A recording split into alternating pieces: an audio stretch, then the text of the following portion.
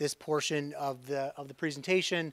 We're going to highlight and recap our last meeting, the key takeaways that we heard from Plante, Moran, Real Point. That will be shared as a reminder. I'm going to spend some time walking through what we're calling the problematunities, the problems that we need to solve, but are also opportunities for us as a school district as we move forward and think about our future. I'm going to also walk through and talk through what we believe are some parameters, and those parameters, along with the problematunities, along with the key takeaways from the last meeting, are what we use to build the 4 scenarios that are going to be shared with you this evening, that you will be spending some time on doing a SWOT analysis, having conversations at your tables, and then we are going to ask you to report out. Heather Cadell, my wonderful assistant, is here this evening. She's actually going to scribe what you share from your table so we can collect that information, and then we'll come back at our next meeting and hopefully come up with a final recommendation that will go to the board moving forward. So with that, I'm going to turn it over to Paul. So we thought it was important kind of to revisit where we ended. Oh, thank you. We thought it was important to revisit where we ended our last presentation. So kind of the last 3 slides of next steps from October 10th.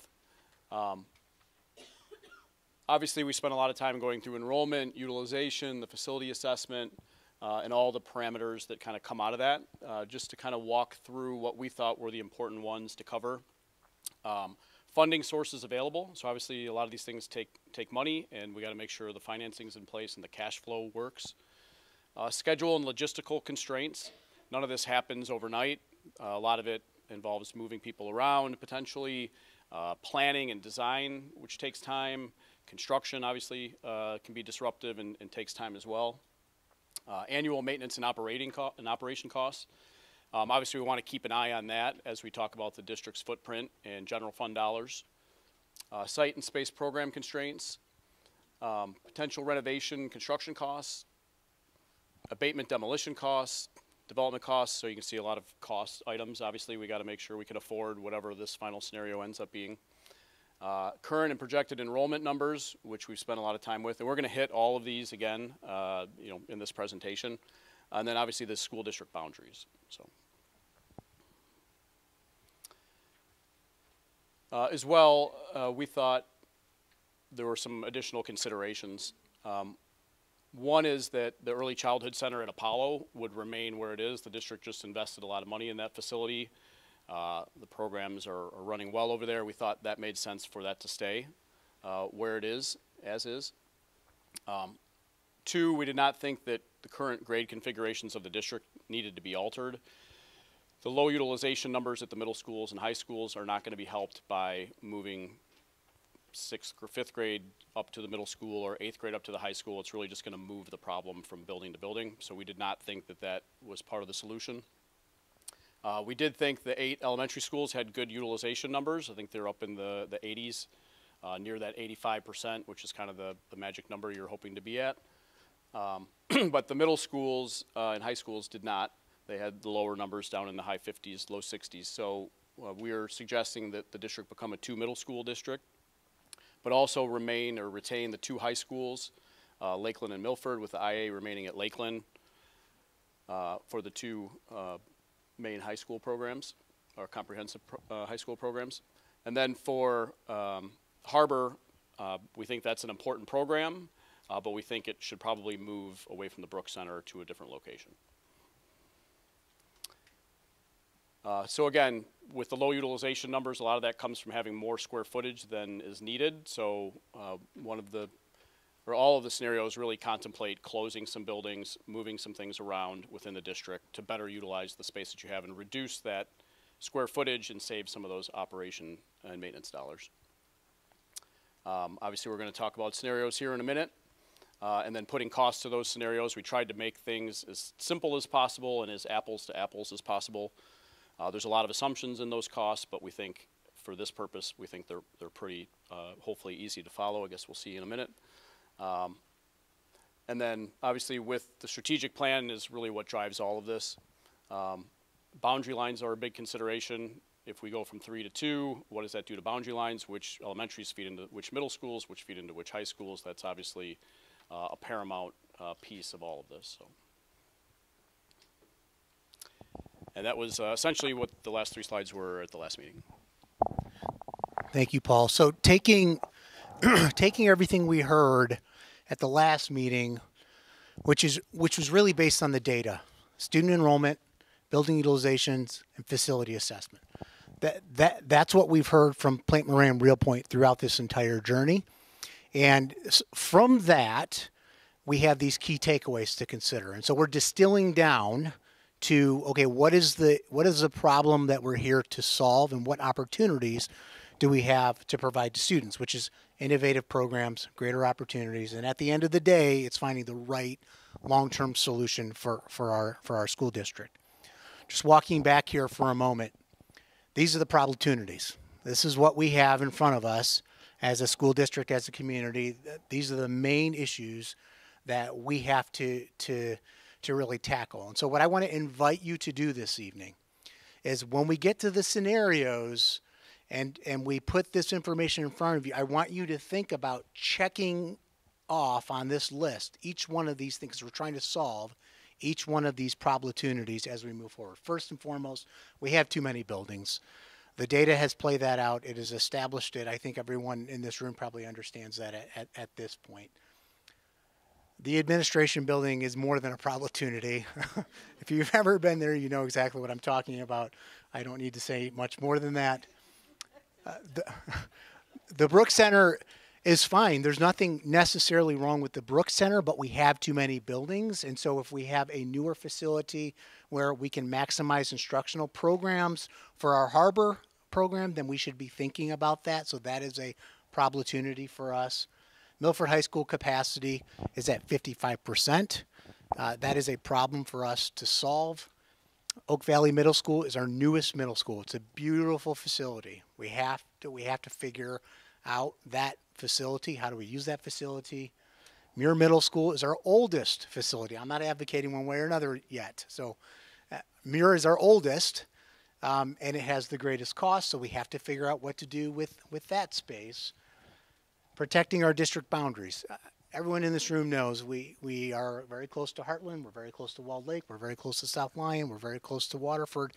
We have to be cognizant of where our buildings are located, because if we make the wrong move, then we lose 400 or 500 students overnight, and that is not wise for us as a school district, and for our viability and our ability to provide dynamic opportunities for students. We know universal pre-K is on the horizon. We've heard a lot of conversations about this. It's not final, but we should be thinking about the square footage that we have and be forward thinking rather than reacting. And we planned in the 2019 bond to do some work with the satellite facility, but clearly we have square footage in the district.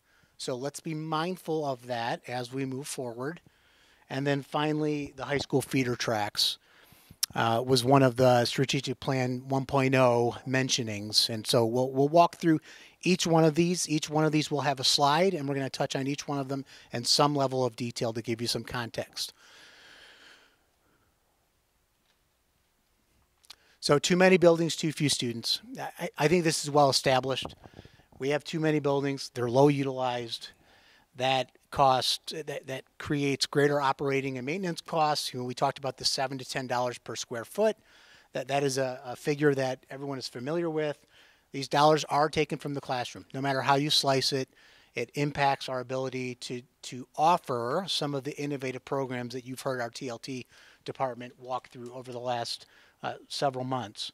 And so as a result of that, innovative programming goes unfunded. We just don't have the ability to put dollars towards those types of programs when we're paying for higher operating and maintenance costs.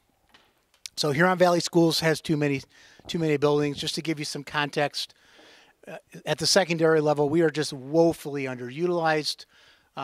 Enrollment projections at the secondary buildings are set to increase slightly at the middle school over 5 years, and that's what you have here. 1681 is what Plante, Moran, Real Point projected for this year.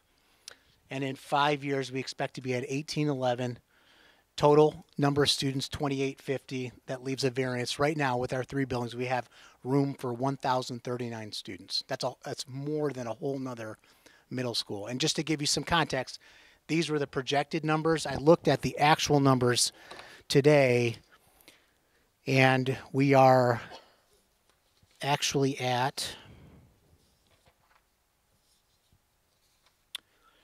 1,669. So slightly less than what we projected. Pretty close. You did a good job. And then at the high schools, 2743, so about 27 less there, and at the elementaries, 3345, so about 19 less there. So in all, about almost 60 students fewer than what was projected here. But if you project that out over 5 years, if that holds true, then we're still losing a few more than we expected. So that number may be slightly less than what it is going to be in 5 years. And I just want to say, I'm extraordinarily excited about that number because I pulled a report that we received from Middle Cities back in 21-22, and they had us projected for this year at 7,505, 7,505, and in 5 years, 7,227. So that, in my mind, just so everyone in this room knows, totally changed the narrative from my perspective and in terms of what we should do moving forward, because these numbers are much better than what we expected, and they're playing out that way, which is wonderful. So, but nevertheless, we still have more buildings than we need. The administration building was built in 1967. Portables, the illustrious portables were added in 01, and they were supposed to be a temporary solution. They're still there 22 years later, and they house major aspects of our operation as it relates to the administration building. The cost to renovate that building is $9.3 million. It's a hefty price tag, and frankly, it's not going towards where I want it to go, which is our instructional buildings. But we just cannot continue to operate in that building the way that we are. It's not a great situation. I think the skunks and the cat colony would agree. Everyone's laughing because you know it's true. The Brooks Center was built in 1956. There is a hefty price tag for renovations there as well. It's roughly $16.4 million. These dollars could be repurposed to another building, different bond projects in the current bond, and subsequent costs as it relates to the maintenance and operations side could be used for innovative programming. Milford High School, 55% utilized. This is a beautiful facility that we're in right now, but it is woefully underutilized. We can do some things to get creative in terms of expanding the footprint of some classrooms, where we have 32 or 33 students, to give more space, but that's still not going to get us to that 85% number. So we have to come up with a solution for the long-term viability of this building, because as far as I'm concerned, this is a non-negotiable. We're not going to be a one-district high school. So if we're not going to be a one-district high school, we have to come up with solutions with respect to how we use it. Oak Valley Middle School was built in 1994. It's our newest middle school. It's our second newest building after Heritage, which was built in 1998. The cost to renovate, $24.3 million. If this building were to close, then we could repurpose the bond dollars for other costs. Muir Middle School is the oldest middle school, was having been built in 1964. $34.4 million is the price tag on Muir Middle School. Muir is on steam and steam boilers. Like, they don't make those anymore, so we'd have to replace the entire steam system in that building, just to give you some context. And again, we could repurpose these dollars for another building and decrease the overall footprint of the district and use the cost savings towards innovative programming. Protecting our boundaries. I just thought this map illustrates the point perfectly and why this is important. Heartland Middle School, from the Apollo Center, Heartland's 14 minutes away. Milford High School is 7 minutes. Muir is 11 minutes. Oak Valley is 16 minutes. This is a really important part of the equation that we have to consider. So you're going to see different scenarios this evening. One is going to be Oak Valley stays open. One is going to be Muir stays open. And there's a couple of other ones as well. But this needs to be a serious part of the conversation, because when we closed Highland L, we did lose students to Heartland because it was just more convenient for parents to get their kids to Heartland. What did I say? Oh, yeah. Sorry, Tricia. We're not closing Highland L. Highland Middle School. So that this has to be one of the considerations that you're thinking through when you're examining those different scenarios. I mentioned Universal Pre-K. We have the wonderful Apollo Center. They do incredible work over there, but there is need for more early childhood opportunities, even without what the governor has proposed or what the legislature is sort of kicking around in terms of expanding to universal pre-K. We still have a waiting list for the Apollo Center right now. So we know there's a need, and we have square footage that could potentially allow us to meet that need in a future bond program. And then high school feeder tracks. We've talked a lot about this, but I don't know that we've specifically shared with you the language of the strategic plan. Here it is. This is the strategic plan 1.0 committee, 70 people that came together and considered a variety of questions in the 5 different goal areas. And this was where they arrived in objective 2.4. Investigate and consider aligning JK-12 building paths as feeders, with the east side of the community feeding to Lakeland High School and the west side of the community feeding to Milford High School. So that was considered as part of the scenario conversation, and certainly the numbers from a Plante Moran Real Point perspective has played out to help us rationalize that as making sense. And so finally, we get to some overarching parameters. As a result of distilling down the key takeaways from the data we heard from Plante Moran Real Point at the last meeting, the opportunities that I just walked through with all of you, what overarching parameters should we be considering when we build the scenarios? And it's those 3 buckets, the key takeaways from the data, the problems that we have to solve, and then these parameters that we use to build the 4 scenarios that you're going to be presented with in just a few short minutes. So first and foremost, maximize opportunities for students. That's why we're here. That's why we've been really deliberate about all of these presentations involving innovative programming as well as building utilization, because at the end of the day, that's our mission. It's inspiring and building futures one student at a time. It's a successful future for every student. That's why we're here. That's what we need to make these conversations about. And so when we're talking about things that relate to consolidating buildings, brick and mortar, it's because of kids. It's because of what we want to do for kids. Save annual operation and maintenance dollars to pay for innovative programs. I just walked through that. Simplify feeder tracks. You've heard 8-2-2, 8 elementary, 2 middle, 2 high school. Protect district enrollment and boundaries. I think I've made the case for why that's important. We will lose enrollment if we make the wrong decision, and we have to be mindful of that. Determine unique location identity for Harbor High School. So from my perspective, Harbor High School needs to have its own identity, meaning we cannot take Harbor High School and place it in a traditional high school. The reason that Harbor is as successful as it is in saving the lives of kids is because they aren't in a traditional high school where our Harbor students are going to school every day and seeing a program that they were a part of, but they're not a part of anymore. And this is probably one of the topics that I've heard the most feedback about throughout this entire process. When people come up to me and have a sidebar conversation, it's, I hope you guys aren't thinking about putting Harbor at a traditional high school. So I'm putting that out there. It's not included in any of the scenarios, and it was intentional not to include it in any scenarios. That doesn't mean you can't bring it up. It doesn't mean that we can't talk about it further, but I would have real concerns about making that move. Close Brooks to reduce square footage and save dollars. Close the administration to reduce square footage and save dollars.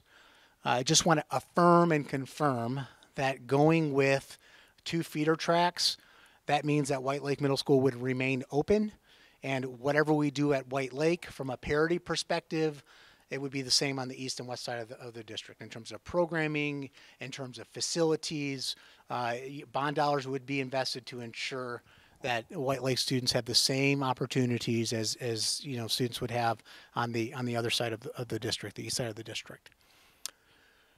Increased utilization of Milford High School. Ensure the district has flexibility and resources to react to demographic legislative changes. That's the universal pre-K piece of the conversation. Make the district a destination for students, families, and staff. Set the district up for success for generations to come. And that's, we're talking this is a 5-year strategic plan, but it's really more than 5 years. Like, we should be thinking about 50 years. The average age of our buildings is 50 years. So we should be thinking about our buildings for the next 50 years, at least the hard physical aspects, the brick and mortar parts of our buildings. And then finally, I would just say this from the get-go: no matter what we do, even if we did nothing, we must pass another bond in order to do any of the work that remains in the school district. And Paul's going to walk through a slide that kind of walks you through our history since 2019. We hadn't passed a real infrastructure bond since 2001. So there were $400 million worth of needs identified in 19. And as of today, as you've heard, we have $436 million worth of needs. We don't have $436 million. We need another bond to make that happen. So Paul will walk through some of that. So this last bullet point is, for our community, what has been successful is to maintain a 0 tax rate increase. So we're not asking voters to increase their millage rate. We'd like to continue with that pattern, and we can do that, and we can pay for everything we need to pay for, which is the good news. And you'll see that as we move forward. So, distilling down, again, key takeaways: problems that we need to solve, opportunities, as well as parameters. That's what was used to build the scenarios. And I'm going to turn it back over to Paul. Thank you. Great. So I did want to hit on a couple other things from the 4th slide we shared. And some of these slides you've seen before, some of the data points you've seen, some of them you have not. But just some of the other parameters relating to this. As Paul mentioned, there was a assessment done back in 2018 that showed about $400 million worth of need in the district. Unfortunately, the district was able to pass a bond in 2019 for $182 million. The first series was $112. That's a lot of the work that happened at the elementary schools, and that's still happening. The second series was just sold, I think, this last year, which is about $70 million. That's going to pay for some of the work that's ongoing, I think, at the high schools still, and then some of the future work. And then our study basically shows there's about $436 million worth of need. So obviously, 400 minus 182, how does it equal 436? We've talked a lot about that. Prices have gone up in construction 40 to 60%. The curriculum needs of the buildings have changed. Technology needs have changed. Nothing ever stays static in education, that is for sure. So, and obviously we're projecting out over the next 10 years. So whereas back in 2018 they were looking out 10 years, now we've moved 5 years further into the future. We're looking out a little bit further than they were. And we're factoring in all that future escalation, which we are hoping is only going to be 4 or 5 or 6% a year over the next 10 years, not as bad as it's been the last 3 or 4 during COVID. And then obviously we believe that you need a bond at some point in the near future in order to help pay for that. We talked the 4 bullets at the bottom a little bit last time, that there's about $70 million left in Series 2. The sinking fund generates about $3 million a year for the next 5 years or so, and that we would have the potential to go out for a $165 million bond. As we've been talking through scenarios and talking with your financial consultant and with administration, we've had a lot of meetings to get to this point. As we've had PFM run some different scenarios, one of the questions we asked was, well, what if it wasn't a 10-year bond issue? What if it was a 20-year term on the bonds that would be issued? That would actually generate $360 million. That is a new piece of information that we haven't shared before. That's a big changer, a big game changer as far as what we may be able to do and how much of that need we may be able to address. So, schedule and logistical constraints. Becky and Bill will love this slide over in the corner, but none of this stuff happens overnight. Like, it takes time to move students and staff from building to pack everything up. It takes a lot of time.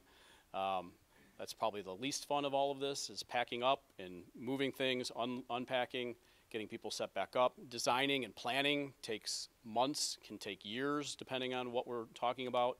Same thing with construction.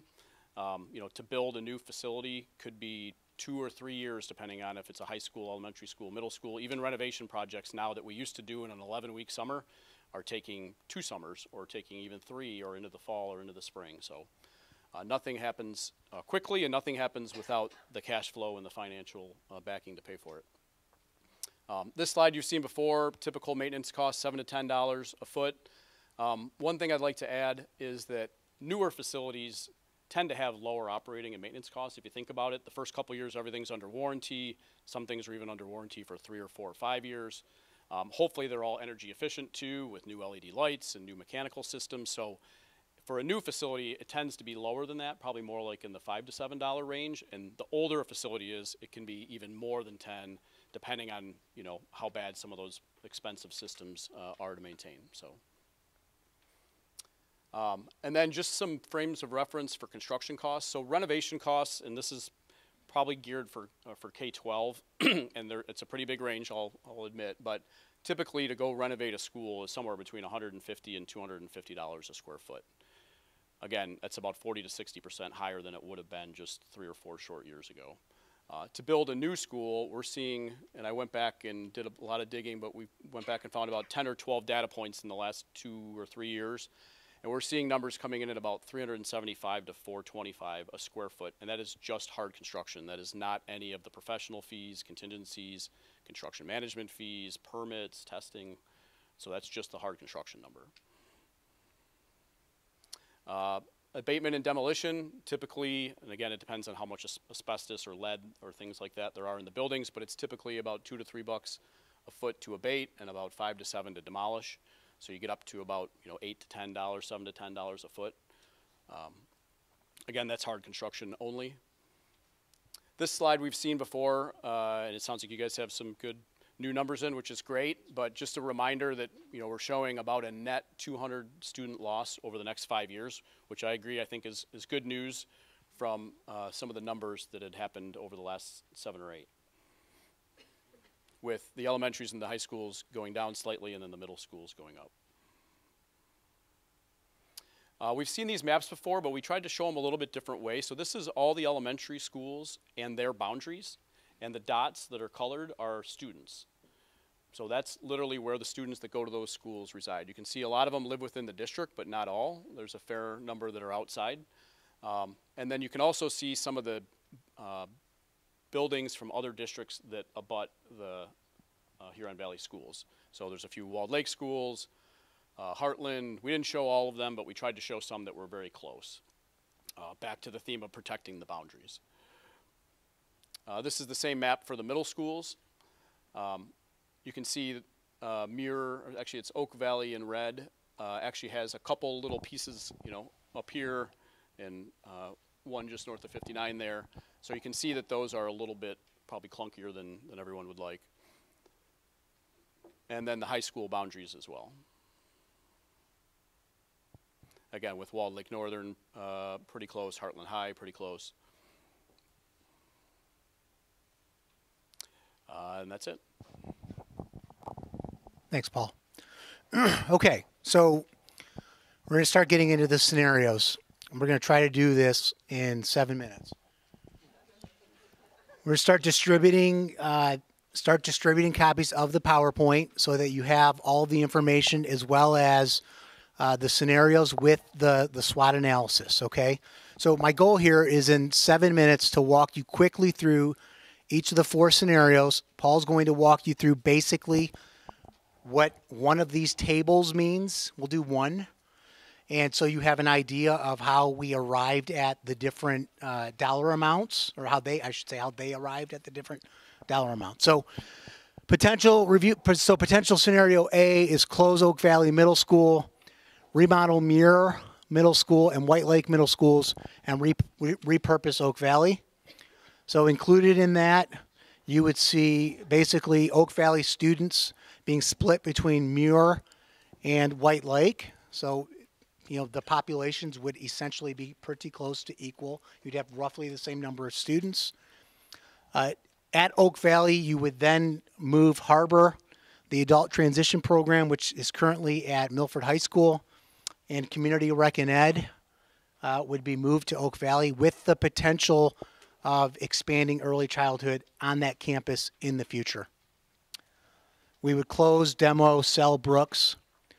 We would renovate Muir and White Lake to the same standard. Again, we would need a future bond to complete all of that work.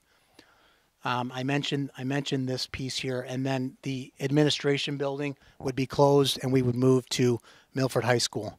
That would help significantly with the utilization numbers at this building in particular. I would just emphasize again, and I know I've said this 3 times, but I can't say it enough. We do not have adequate funding to do this with the current bond dollars in and of itself. So you might see people move and the work not be completed until we pass a future bond. The next scenario is close Muir, remodel Oak Valley and White Lake, and repurpose Muir. It's basically the same thing. It's just flip-flopped. So you would see the opposite in each of those instances. So I'm not going to read through all of this with you here. So the next would be close Oak Valley Middle School, build a new Muir Middle, or I shouldn't say a new Muir Middle School, a new middle school at the Milford campus, and repurpose Oak Valley. So essentially there would be a transition period where students would be split between White Lake and Muir Middle School while a new middle school is being constructed and built on the campus here. So we would have parity between the feeders. We'd have a west campus with a elementary, middle, high school where shared staffing and utilizing the high school facilities for middle school students would be a reality, not only on the west side of the campus, but also on the east side of the district. And you have all the details here. They're very similar to what you saw on the previous 2. And the final option is close Oak Valley, basically build a new middle school on the Muir campus. So rather than having a new middle school built on the Milford campus, it would be built on the Muir campus. So I'm going to ask Paul to actually walk through. Can you walk which scenario from a financial perspective would be helpful? I guess we could just do A. Okay. So I wanted to just talk a little bit about. Thanks. I want to talk a little bit about how we came up with some of these numbers, and these dollars are not the same, is what I would say. General fund dollars are typically in K-12 protected a lot differently, and they have different things they can be used for, specifically instructional, staff, teachers, curriculum, things like that. Sinking fund dollars are a little bit different, right? They can be used for renovations and repairs, but not maintenance. Bond dollars can be used for construction, but not maintenance and repair. So they're all a little bit different. And the way we calculated them is a little bit different too. So most of the general fund savings for scenario A really come from reducing your square footage. So demolishing, and sorry, I don't need my glasses. What we're talking about is basically in scenario A is closing the administration building and demolishing it. So we're going to save those operational and maintenance dollars on an annual basis. And we looked at it over a 10-year period of time. But it's roughly about $1 million at the administration building, or $1.1 million over those 10 years, just in operation and maintenance costs. At the Brooks Center, same thing. We'd be abating and demolishing that building and saving those operational dollars. That building's about twice as large, so that's about $2.7 million. And then by not building a new early childhood center addition at Johnson, but being able to build that or renovate existing space at Oak Valley, essentially we're avoiding another 20,000 square feet of heat, light, maintenance, you know, that type of thing. And then we also had $1 million in for selling the Brooks site. So demolish the building, abate it, demolish it, and then sell it and take those proceeds and put them back into the general fund. That's about $5.7 million is how we came up with that over a 10-year period of time. The sinking fund, we threw some things in there. A lot of it is the abatement and demolition costs, the one-time costs. Probably some dollars to move the administration building into this building, probably on the second floor or somewhere that we think it makes sense to have access for the community and parking and all the things that would go with that. We put about $3 million in for that. The 2019 bond, again, we did not include the White Lake costs because we think in all 4 scenarios, White Lake is going to have a pretty substantial renovation project. So we took that out of the equation, so to speak, because it was in all 4. But we looked at renovation costs at Muir that would be avoided in that scenario. Actually, I'm sorry, the renovation costs at Oak Valley in that scenario would be avoided. The renovation costs at the administration building would be avoided because it's going to be demolished, and the renovation costs at Brooks would be avoided, as well as not having to build that new 20,000 square foot early childhood center.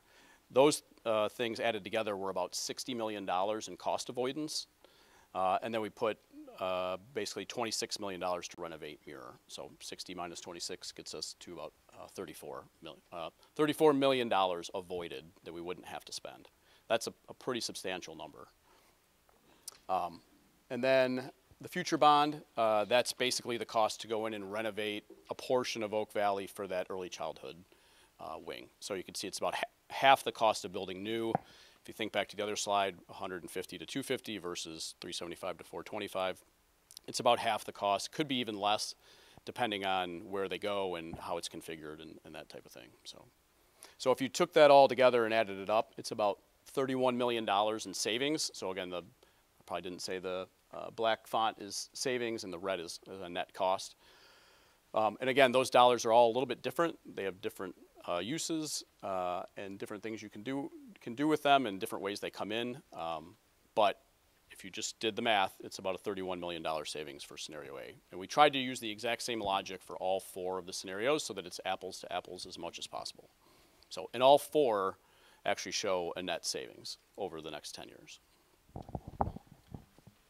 So when we break into the actual activity, Paul's available to walk around and answer any specific questions that you have regarding that little box in the corner of each of those scenarios, so you can have clarity if you have any questions about anything in particular. So finally, in closing to this scenario takeaways, all 4 scenarios have significant general fund dollars savings over 10 years, and regardless of the scenario selected, the district will need to pass a future bond in order to address the capital needs of $430 million plus that were outlined in the Real Point presentation. So at this point, what we're going to do is we're going to end the recording, and we're going to transition to the SWOT analysis. And so, Paul, once we end the recording, I'll turn it over to you. You can walk the group through the SWOT analysis, and then we'll jump in.